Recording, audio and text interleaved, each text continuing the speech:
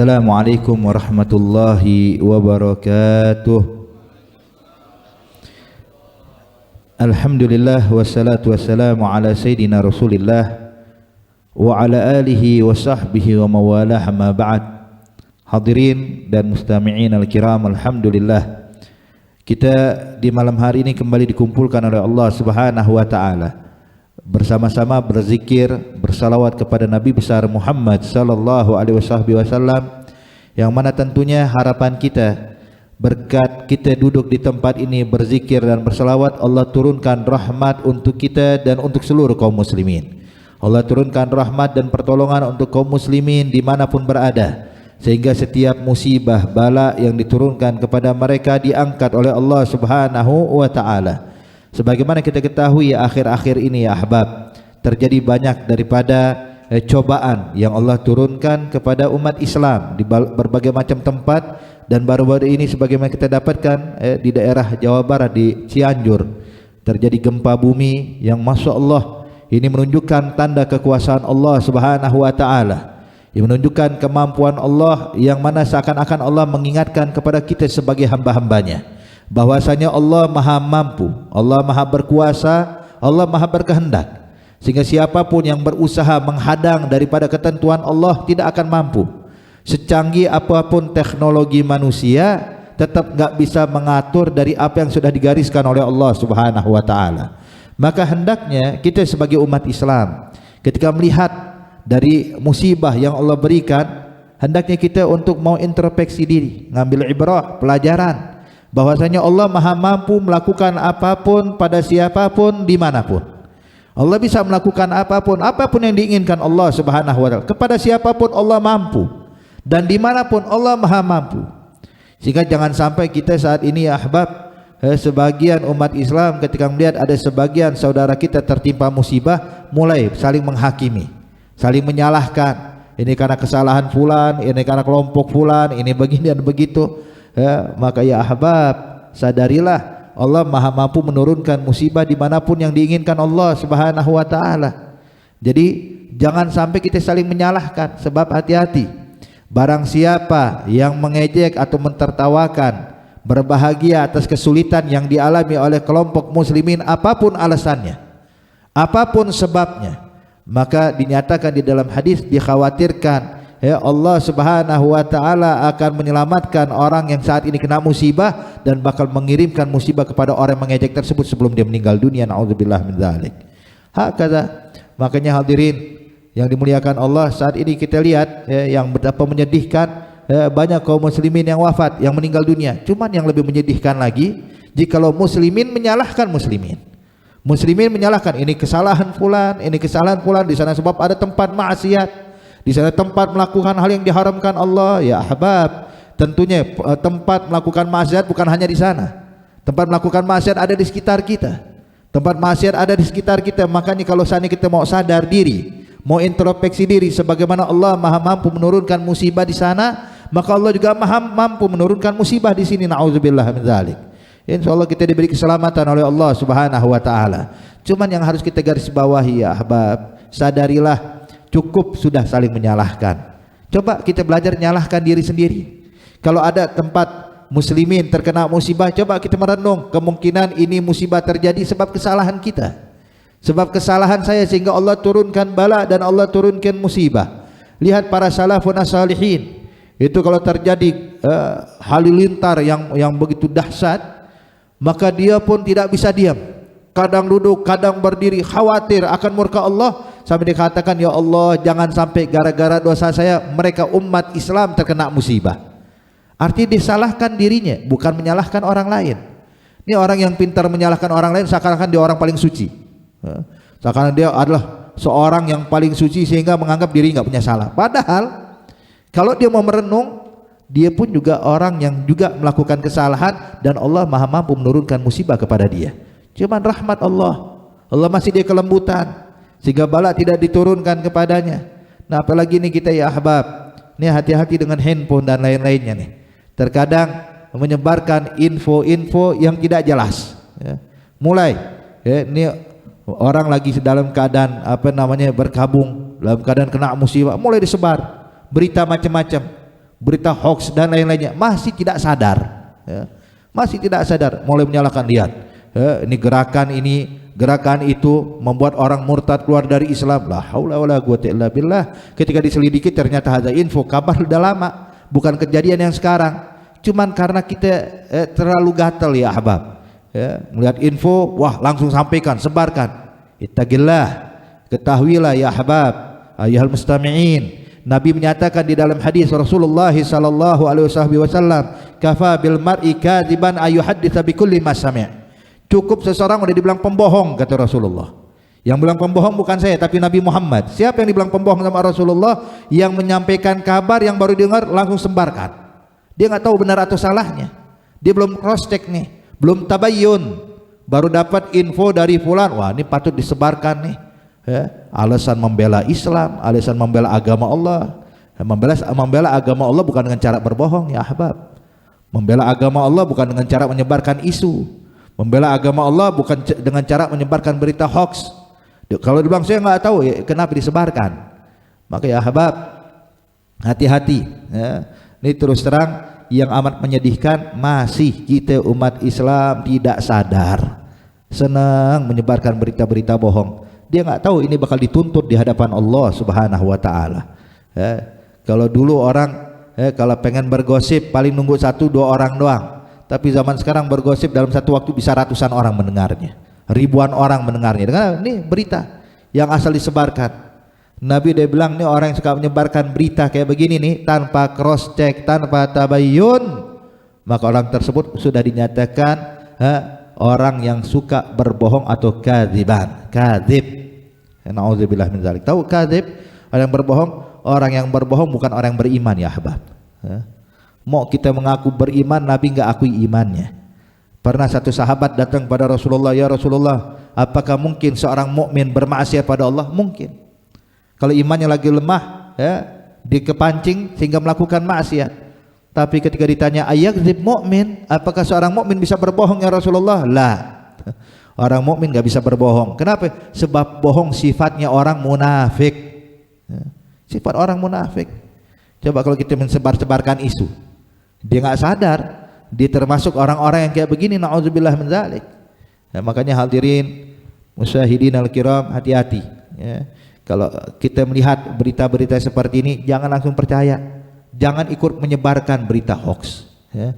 Sebab kalau kita ikut menyebarkan, yang senang syaitan, yang bahagia syaitan. Ya, ingin mengacau balaukan keadaan umat manusia, menghancurkan Islam dari dalam. Ya. Ini syaitan pintar ya habab. Apalagi zaman sekarang nih orang, subhanallah, ya, gampang percaya dengan medsos. Ya. Kalau berita Al-Quran dia nggak percaya, medsos dia percaya. Ya, ucapan Nabi nggak percaya, ucapan berita-berita hoax dia percaya. Langsung yakin 100%, masya Allah, percaya. Mulai kalau cerita serius, hadirin, beb di sana begini, di sana kejadian itu. Kenapa? Dapat dari mana? Dari medsos disebarkan. La haula wala quwwata illa billah. Hadirin, maka oleh karena itu perlu kita jaga, jangan sampai kita terjerumus dari tipu daya syaitan. Maka ayo kita doakan teman-teman kita, saudara-saudara kita yang kena musibah, kita doakan biar Allah angkat bala, Allah jauhkan mereka dari musibah. Hal yang meninggal insya Allah meninggal dalam keadaan husnul khatimah, yang sakit insya Allah diberi kesembuhan oleh Allah Subhanahu wa taala. Wa hakadha, dan ingatlah Allah maha mampu menurunkan bala dimanapun, dan al-bala ya'um, bala bisa menyeluruh hadirin. Nah oleh karena itu jangan sampai kita menganggap orang-orang yang terkena musibah semuanya sama. Wow, kelompok sini daerah situ semuanya sama lah. Sebagian ahli sujud, saya ingat kejadian yang beberapa tahun yang lalu di Palu ya ahbab, ya, terjadi likuifaksi, tsunami, gempa bumi bersamaan. 3 kejadian musibah dari Allah di waktu yang bersamaan, sehingga orang yang di pesisir pantai yang ngalamin tsunami nggak tahu kalau di sebelah sana kejadian likuifaksi, dan yang ngalamin likuifaksi juga nggak sadar kalau di pesisir pantai lagi kena tsunami, dan nggak sadar di daerah situ lagi kena gempa bumi. Lihat kuasa Allah Subhanahu wa taala.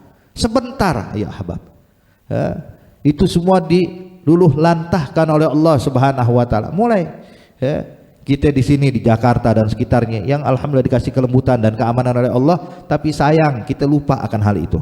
Kita mulai menyalahkan, ya di sana tempat maksiat, di sana tempat melakukan hal yang diharamkan Allah. Mereka lagi maksiat kena musibah, malamnya maksiat, paginya kena musibah. Kita bilang, ya, di kampung kita emang nggak ada yang ahli maksiat. Ya. Di kampung kita emang nggak ada yang ninggalin sholat. Di kampung kita emang nggak ada yang mutusin tali silaturahmi. La ilaha illallah. Maka lihat nih ucapan yang keluar dari lisan mereka nih, dia nggak sadar mereka sedang mengejek orang yang lagi terkena musibah. Dan subhanallah ya ahbab, saat kita pergi ke sana, kita saksikan bagaimana tempat kejadian likuifaksi itu setahun setelah kejadian. Terus terang kita lihat subhanallah kuasa Allah. Itu dari ujung ke ujung hadirin habis ditenggelamkan oleh Allah Subhanahu wa taala. Rumah yang 2 tingkat tinggal atapnya doang, habis. Itu tanah jadi gembur. Sehingga alat berat kalau untuk mengambil, memeriksa, mengevakuasi jenazah dia nggak bisa lagi. Kenapa? Semakin digali makin banyak air dan makin tenggelam. Hingga akan jadi kuburan mereka sudah. Itu cerita orang-orang sana ya Habib. Mereka bilang, Habib ini kejadian menjelang maghrib. Saat anak-anak kecil yang udah pergi ke musola, ke masjid, ngapain? Mau belajar baca Quran. Mau belajar baca Quran, mereka udah duduk di masjid nungguin azan maghrib, megang Al-Quran mereka. Tiba-tiba terjadi gempa, maka diperintahkan keluar. Begitu keluar dari masjid ternyata terjadi likuifaksi dan ditenggelamkan semuanya. Al-bala ya ya ikhwan. Bala itu diturunkan bukan hanya kepada pelaku maksiat, bahkan orang yang ibadah pun terkena daripada bala dan musibah tersebut. Cuman bedanya nanti di akhirat dibangkitkan, yang melakukan maksiat dibangkitkan dalam keadaan diazab, sedangkan mereka dibangkitkan yang ahli ibadah meninggal dalam keadaan taat sehingga mereka mendapatkan surga Allah Subhanahu wa taala. Maka ini yang terjadi sebenarnya. Anak-anak yang belajar mengaji, bahkan didapatkan ada satu ibu sudah memakai mengkana lagi duduk kemudian terkena musibah meninggal dunia. Wahakadza, dan sebagaimana kita lihat keadaan saat ini ya ahbab. Maka di sini jaga lisan kita, jaga lidah kita. Jangan sampai kita ikut-ikutan mengomentari sesuatu yang tidak kita ketahui, hingga akhirnya menjadi catatan dosa dari ucapan kita nanti di akhirat kelak, dan tinggal penyesalan di hadapan Allah Subhanahu wa taala. Insyaallah Allah berikan taufik hidayah buat kita semuanya. Allah selamatkan kita dari berbagai macam musibah. Allah angkat bala. Allahumma ya kafiyal bala ikfinal bala qabla nuzulihi minas sama. Allahumma ya kafiyal bala ikfinal bala qabla nuzulihi minas sama. Allahumma ya kafiyal bala ikfinal bala qabla nuzulihi minas sama. Allahumma ya kafiyal bala ikfinal bala qabla nuzulihi minas sama. Allahumma ya kafiyal bala ikfinal bala qabla nuzulihi minas sama. Allahumma ya kafiyal bala ikfinal bala qabla nuzulihi minas sama. Allahumma ya kafiyal bala ikfinal bala qabla nuzulihi minas sama. Ya Allah ya Allah ya Allah ya Allah ya Allah ya Allah ya Allah birahmatika ya arhamar rahimin. Allahumma altuf bina wa altuf jami' ibadillahi salihin wal ibadil muslimin. Allahumma adfa' anhumul bala wal waba wal amrad wal asqam bijahi sayyidina Muhammad khairil anam birahmatika ya arhamar rahimin. Wa sallallahu ala sayyidina Muhammad an-nabiyil ummi wa alihi wasahbihi wasallam. Alhamdulillahi rabbil alamin. Bismillahirrahmanirrahim. Alhamdulillahi rabbil alamin. Allahumma salli wa sallim ala sayyidina Muhammadin wa ala ali sayyidina Muhammad. Wa laqad ashartu lil atiman awsafu tuhyil quluba tuhyijul asjana.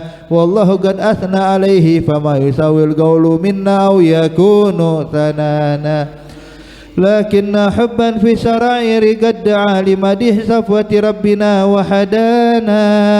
وإذا امتززنا بالمودة ها هنا نرفع أيدي فقرنا ورجانا للواحد الأحد العلي إلهنا متوسلين بمن إليه دعانا مختاره وحبيبه وصفيه زين الوجود به الإله حبانا. يا ربنا يا ربنا يا ربنا بالمصطفى اقبلنا أجب دعوانا. أنت لنا يا ذخرنا في هذه الدنيا وفي أخرانا.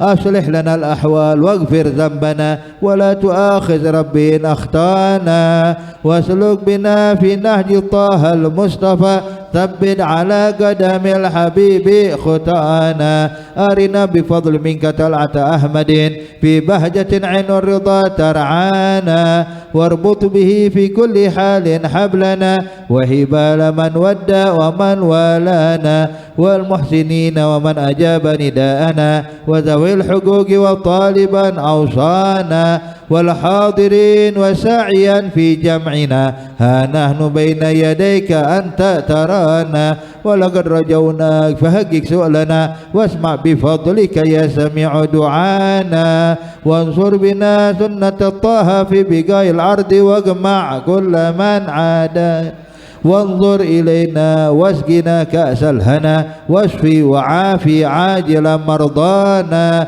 واقضي لنا الحاجات واحسن ختمنا عند الممات وأصلحا عقبانا يا ربي واجمعنا وأحبابا لنا في دارك الفردوس يا رجوانا يا ربي واجمعنا وأحبابا لنا في دارك الفردوس يا رجوانا يا ربي واجمعنا وأحبابا لنا في دارك الفردوس يا رجوانا بالمصطفى صل عليه وآله ما حركت ريح سبا أغصانا سبحان ربك رب العزة عما يصفون وسلام على المرسلين والحمد لله رب العالمين آمين.